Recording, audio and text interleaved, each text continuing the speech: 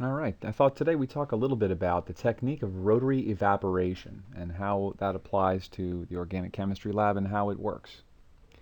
So let's start by pointing out that organic chemists often need to remove solvent from solute to collect their products. So let's say that we have a reaction mixture, and the solute, of course, is of interest to us. But the solvent, once it's served its purpose, we'd like to get rid of that so that we can go on with our analysis. So we need to do this when we use liquid-liquid extraction techniques. There's also a need when we're dealing with chromatography fractions. And as I've already mentioned, reaction mixtures, sometimes we want to get rid of that solvent and leave behind the non-volatile materials so that we can continue our work. So the question today is, how do we separate non-volatile solutes from volatile solvents? And the answer is rotary evaporation, which is basically a fancy type of distillation. So let's think a little bit about what a rotary evaporator is and how it works, and then we'll watch one in action at the very end today. Okay, so let's begin to familiarize ourselves with the rotary evaporator. I've shown a schematic here of a typical rotary evaporation unit, and I'm going to place this rotary evaporator next to a very familiar glassware apparatus from our labs, and that's the simple distillation apparatus. Now, while they may look quite different, there are regions of each which serve similar purposes. For example, they both have a boiling flask in which heat will be applied to try to drive volatile materials into the vapor phase. There'll be a condenser, which is an actively cooled region of glassware intended to condense that vapor back into a liquid. And then a receiving flask, a separate area of the apparatus where that condensed liquid accumulates to keep it separate from the original sample. So now that we've looked at some similarities here, let's go all the way through this rotary evaporator and identify all of the essential parts and what they do. I'll be referring to the round bottom containing your sample solution as a boiling flask. There's also a rotational unit, which is basically just a motor that spins that stem of the boiling flask right along the axis that goes through the opening. And we'll talk about why we do that in a little bit. There's also an elevation rail that allows you to slide the entire system up and down to put it into or raise it out of the baths that we're just about to talk about now. There's a Dimroth condenser, and a Dimroth condenser refers to that really cool spiral condenser that's inside of the glassware. And what that spiral cooling column does is creates a really large amount of cold surface area. So it's a very efficient condenser, and we need that for rotary evaporation to work. There's always a port for attaching a vacuum line, and of course ports for water lines as well so that we can cool the condenser. What would be the receiving flask in a distillation is often referred to as the solvent trap, implying that we're catching the solvent and trapping it away from what we're really interested in, which is the residual non-volatile material in the boiling flask. There's a warm water bath used to encourage evaporation in the boiling flask, and an ice bath which is used to discourage evaporation once the solvent has begun accumulating in the trap. And of course there are controls for rotation and temperature.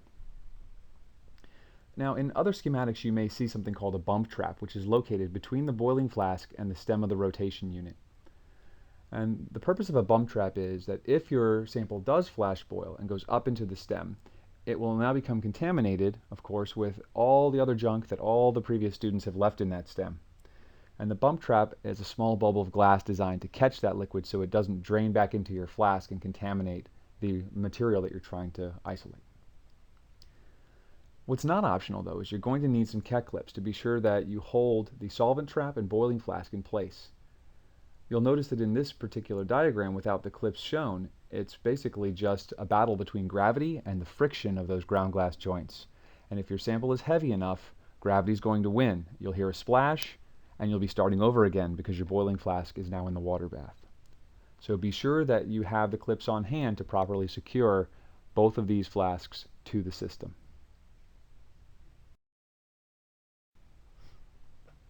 So now that we're really familiar with the rotary evaporator, let's talk about how we're going to use it. Let's take a quick run through what it looks like to have a rotary evaporation take place. Vacuum and water lines are commonly pre-attached. Most rotary evaporators are very large and you don't move them around very much, and therefore they tend to have dedicated vacuum and water lines. But if not, you'll need to apply those yourself. Now, before we start anything, we're going to inspect all the glassware that we'll be using, including the condenser, the solvent trap, the boiling flask, and the stem of the rotation unit. If there are any irregularities like cracks, stars, or chips, any defect in the glass which goes beyond just the surface into the matrix of the glass, then the rotary evaporator needs to be taken out of service, because there's a significant risk of implosion if there is a weak point in any of the glassware that's being used. So once we've done our pre-check and we're ready to go, we run cold water to the Dimroth condenser. So this creates a zone of cooling in the condenser. We can also add some ice to a bath around the solvent trap if we want to be sure that we accumulate as much solvent as possible in the liquid phase and not allow it to vaporize back into the system. The next step would be to clip the boiling flask in place with your sample in it. So I've shown the sample inside of the flask, but I haven't explicitly shown the clip. It should be understood that it's there holding that flask in place. This way I can let go of that flask with my hand and begin the rotation.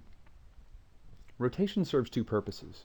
First, it spreads some of the solvent out along the interior walls of the flask, promoting evaporation. Second, it agitates the sample slightly, which reduces the risk of bumping or flash boiling, which can cause solvent contamination or otherwise adversely affect your rotary evaporation. In the next step, we'll slowly evacuate the system by opening the vacuum line. And as we do that,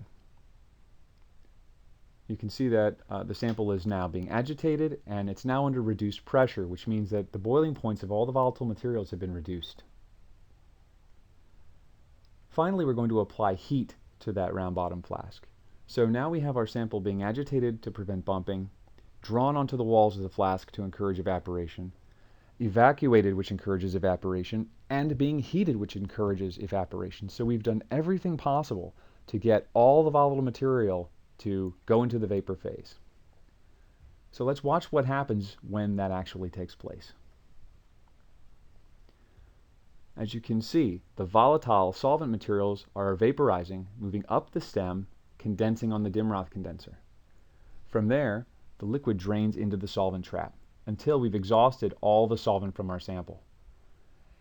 At this point, I've successfully isolated the volatile material from the non-volatile material in my solution.